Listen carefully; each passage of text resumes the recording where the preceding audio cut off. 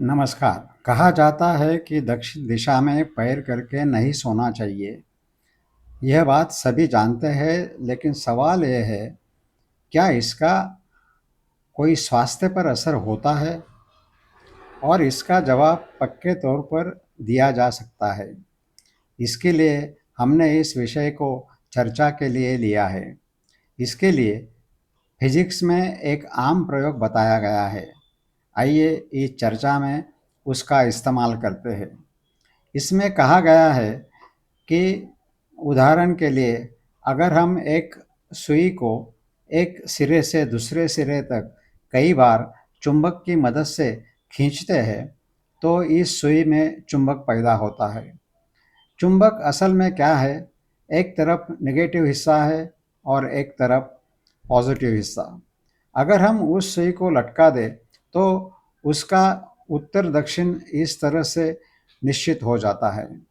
इसका इस्तेमाल होका यंत्र में किया जाता है, इसलिए इसका एक किनारा दक्षिण और दूसरा किनारा उत्तर होता है। उसी से हम दक्षिण और उत्तर दिशा तय करते हैं। अगर हम इसके बारे में सोचें, तो यह पक्का है कि एक किनारा दक्षिण ध्रुव की ओर और एक किनारा उत्तर ध्रुव की ओर जाता है। पृथ्वी खुद एक चुंबक है।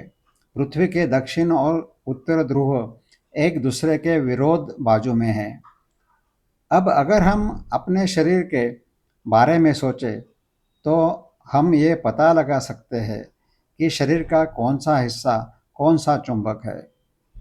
हम हमेशा इस धरती पर खड़े रह सकते हैं, जिसका मतलब यह है कि हम धरती के उत्तरी हिस्से में रहते हैं, इसलिए हमारा पैरों के पास का हिस्सा दक्षिणी चुंबक का है और इसलिए हम उस उत्तरी पोल से चिपके रहते हैं।